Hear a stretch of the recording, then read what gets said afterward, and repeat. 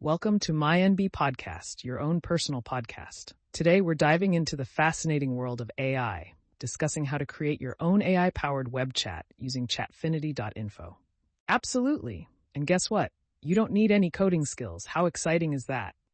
So let's break it down step by step. First, you log into Chatfinity.info and upload your files. It could be a document, PDF, or even a website URL. Right? And this is how the AI learns. It's super quick and intuitive. Just drag and drop your files or paste the URL and you're all set. Then, step 2. Create your chatbot by giving it a name and attaching the content. It's as simple as filling out a form, no programming needed. Exactly. Anyone can do this. Even if you're not tech savvy, you'll have your chatbot running in no time.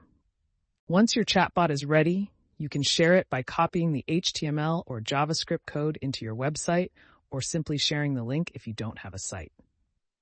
And you can even embed it as an iframe. It's all about flexibility and ease of use. Next up, testing your chatbot.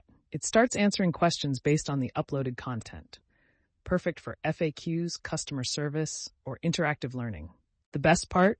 You can start for free with Chatfinity's basic plan. It's a great way to get started and see what's possible.